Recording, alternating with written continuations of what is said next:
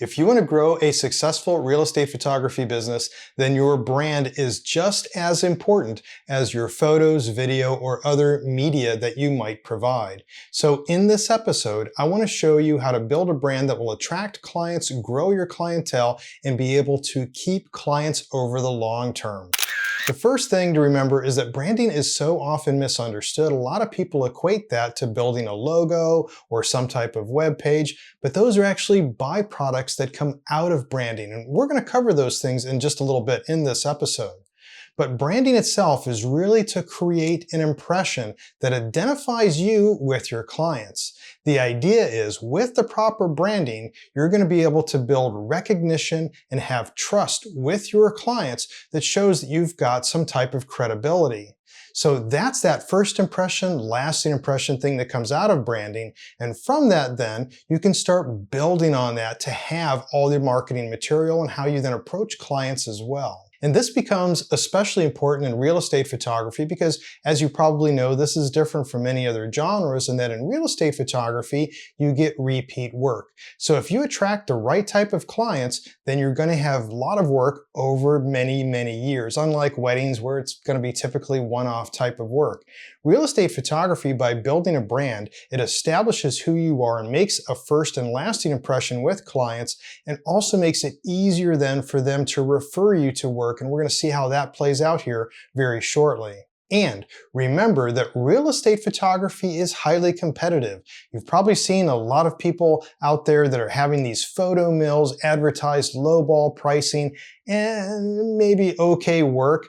Well, if you want to stand out above the crowd, then you need to have good branding. Yes, it is important to have good work as well, but your branding will help establish you before all of your other media comes into play.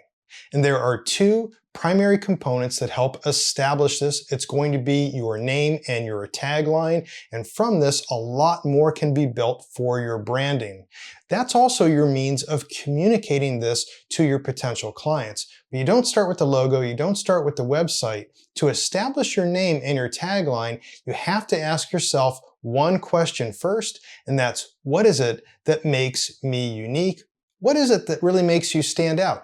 That thing is called your unique selling proposition, your USP. And that says, this is how I'm different. This is how I'm just not another photographer here in the area. Do you have expertise, for instance, in an architectural style, perhaps drone or video, some other area that really makes you stand out above the crowd? Well, that's your unique selling proposition. It doesn't necessarily immediately translate into your business name for your branding. What it does do, though, is it establishes that line of communication to be able to convey what it is that your specialty is, and that's the tagline. That's really what's important when it comes to really making a connection with potential clients. But as far as the name goes, that's where things really get tricky, and I see things go south quite often with a lot of real estate photographers. Because as they start out, one of the first things they think they need is some catchy business name, like Pick House or Shutter House, or something like that that might sound real catchy, but it doesn't convey anything. The thing is, unless you're Nike or Target or some billion-dollar brand, no one's going to remember your logo, no one's going to remember some business name. What they will remember every single time is you and your name. And that's why it's very common when it comes to just your business name. Starting out in real estate photography, it's to use your name, photo, or your name, photography. Take, for instance, my website. I go by Nathan Cool Photo, or some of the other real big names like Mike Kelly. It's just Mike Kelly. And if you look at Brandon Barre, it's Brandon Barre Photography. And those are some of the biggest names in real estate and architectural and design photography that are out there today. And they don't have a catchy name, but they are always remembered. People know who Mike Kelly is. People know who Brandon Barre is. It's because of that name. That really makes a connection. But once again, when it comes to Nathan Cool Photo or Mike Kelly or Brandon Barre, that is a pretty much single person operation. Sure, there are assistants at times. There are some other people that might do some of the work. If you're building a team, then that can change over time. But unless you're a large team, I would skip that. I would just keep your name. And the reason being is that as soon as you come out with some business name, it then implies that there's a large team, And that then, when they find out that it's really just you and maybe one other or two other people, then it's a little bit deceiving. And that's not really good for your reputation. Remember, branding is about recognition and credibility. Yes, people will recognize you, but are you credible?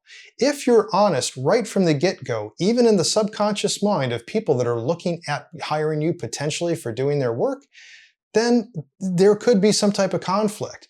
They could think that, well, I thought this was some larger team. It's not. But if it's Nathan Cool and there's one or two other people that might be helping out doing stuff, they wouldn't have a problem with that at all. But the biggest thing is that if you want to be forgettable, then come up with a business name, because no one will remember it. But if you are wanting to be remembered, then that's where you use your name, because people will always remember you over a business. But let's say that you did build a team, and do you want to change your business name at that point? Well, you might want to think about that. You can still keep your name photo. That could be the name of the company. There's businesses all over that do that. But if you did want to change it, then make sure that it's something relatable to your clients. You don't want to have something that's relatable to photographers and real catchy like ISO shutter photography or f-stop photography or f-stop photo. Those things are relatable to photographers, not the people who hire photographers. So we go back to that specialized branding of our unique selling proposition. What is it that makes you unique? If you're a single person doing this, your unique selling proposition is you, and then the specialty that you do that you would have in your tagline and SEO. If you're a large team, then that specialty could be, if you're localized, something like Thousand Oaks Real Estate Photography. That immediately says that you are local in this area, you have localized expertise, and you are a team. If you said that you're Thousand Oaks Real Estate Photography and it was just you, well, that would be pretty forgettable. And once again, it causes a conflict where people are like, well, wait a minute, I thought there was a team. It's really just this one person. You would immediately become forgettable. But as a bigger business, then think about your unique selling proposition and how that can fit into your name that will be relatable to the clients that would hire you. So once you've established your name and your tagline, by giving some real serious thought to your unique selling proposition, this is where it's time to start thinking about your marketing material. This is what most people think of when they think about branding. But before getting to that, I did want to mention just real quick that if you did want to learn more about real estate photography and growing your real estate photography business, I'd invite you to take a look at my online courses. I do have courses that cover professional interior photography, expert editing, exterior photography, videography, and also business and marketing for real estate photography. And I've also written best-selling books on real estate photography as well, and I have links to all that down in the description for this video. And first up on the marketing material, which is often related to branding, what everybody thinks about is their logo. And I really suggest not doing a logo for a real estate photography business. Instead, especially if you're just using your name, but the reason being is that if you ever look around, every real estate photography logo looks the same. It's some house with a camera in the middle of it, or it's some type of just open shutter, something like that that's relatable to photographers that says, well, here's a camera, maybe here's a house, but they all look alike. There is nothing different. If you take a look at logos of big successful companies, they are so uniquely different that they build a memory link. You know, Target by P and the big red O with the dot in the center. You know those things because they're billion-dollar companies, so it's easier to remember them. But you're not Coca-Cola, you're not Pepsi, you're not Target. So it's good to probably think about just skipping that logo and using your business name. This is also quite common in the interior design world. So if you ever look at interior designers, more often than not, you'll find that they use the same approach to branding where they have just their name and their tagline then talks more about them, but they don't have a logo. Even with some of the remodel companies, you'll find that they'll have, even though they might employ a dozen or couple dozen people, that they'll still use possibly a name that does reflect about where they are located geographically or some other specialty that they have, but their logo is usually very minimal. But even then, that's when we get into larger companies where a logo may be worthwhile, but even then, it's nothing completely arbitrary or ambiguous. It actually has a unique definition to it. But for the most part, 99% of the time, we're going to be doing this in small teams or by ourselves, and that's where logos just actually work against us and make us forgettable. Moving on though to the other marketing material that's going to be affected by your branding, you have to remember that you want to keep things very consistent. You don't want to use 10 different fancy fonts. You want to be able to keep things very consistent color-wise and font-wise, and you want to keep things very simple. And this especially applies to our websites. And yes, you do need a website if you want to be taken serious. Now, a lot of people think that, well, I have an Instagram page or I have a Facebook page, more so Instagram. That's an extension of my portfolio. Yes, it is an extension of your portfolio, but it is not your portfolio. For one, you want to be recognized in searches, and it's not just going to be through Instagram. Instagram is not a professional platform. Your website speaks that you are a professional. And that website, couple things here. One, yes, your branding goes right into it, and that it's going to have your name, it's going to have a simple tagline, and any SEO that you put in that would be built off of your unique selling proposition and statements that define who you are, where you specialize, those type of things. But that website should be very, very simple in that you don't want to have people fishing through a bunch of pages because they're only going to take a few seconds to make a decision of whether they should continue looking and then contact you. And that's what you want. So a couple things to focus on. You want to make sure that your website shows your work, your portfolio, and it only talks about you as a real estate photographer. I see too often people try to be relatable, saying a little bit about me when you go to their about page, and it'll say things like, I was raised and born and raised in such and such county, and I always loved it out here. I ended up raising 3 kids, yada, yada, yada. And by that time, most people are just moving on and they fall asleep. That's great. I'm sure you have a great life story, but it isn't the place to put it when we're talking about business. If your business is about business, then it should be about business on your website. So keep it very simple about what it is that you do. Another thing too, keeping it very simple, is do not publish your prices. This is something I really stress throughout my business and marketing course. Now, you do need to establish prices, obviously, and it is good to have a price list, but you don't put it on your website. The reason being is that it doesn't speak to who you are. As a branding factor, price lists have nothing to do with you. If people want to remember you, you want them to remember you for what you do and how that reflects in your credibility, your recognition. Those are things that's all about branding, and your work and your trustworthiness has nothing to do with your pricing. People that are looking for pricing are just going to be cheapos that are looking for one-off stuff, and they're going to be just price shopping. Also, what happens? Too many photographers will have these complex pricing sheets. And even if you kept it simple, it's still too much. Forget about the price shoppers for a second. Once somebody thinks that they have enough information to go on, then they will either contact you or not, and a lot of times they won't. So by not having your prices published, you immediately place focus on you and your branding, and you take away focus from anything that would have to do with something that could negate those factors like your pricing. Instead, it encourages them to reach out with a text, email, or a phone call to see what your prices are.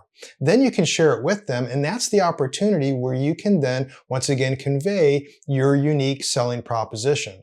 If you quote a price for something that's on the high side and they tend to seem to step back a second, you can then sell yourself. It's like, well, I know that, but I also do high-end work. You're going to get high-quality magazine quality photos, something to that extent. Next up is social media. Now, social media definitely doesn't need a logo at all. You put a logo up as your profile image, it's not going to stand out and no one will remember you, but they'll remember who you are. And I don't care what you look like. I don't have the hair I used to, and I've got a lot more gray hairs and wrinkles have come up. But still, I don't even think I have much in the way of eyebrows anymore, but I still post my picture on my website, on all my social media. It makes you relatable. We're not out to win beauty contests. We're out to build trust and credibility and recognition. And doing that means this is who I am. And when I show up, this is who you're going to see. Don't you wish that all realtors did the same thing with their headshots?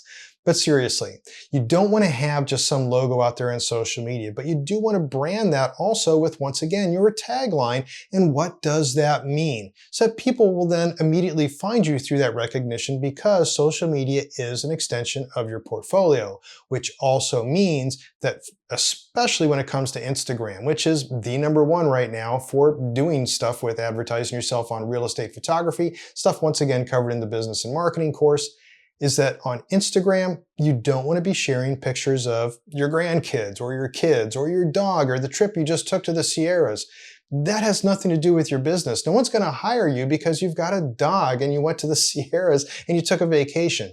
They're looking for your work. They want to see that. And when they follow you, those are the things that they also want to see come up in their feed. Now, once you've done all that by building your brand, establishing your unique selling proposition, having the proper marketing material built off of that, then it's time to start going out and getting clients. Now, that's something I cover in a lot of detail throughout my business and marketing course. And I invite you to take a look at that also. There's a full curriculum. There's also a free introduction video that you can watch on that as well. But once you establish your branding, a few things will happen. One, you'll be able to start attracting potential clients, but you'll also start recognizing yourself what it is that you want to pursue as your career in real estate photography based off your unique selling proposition.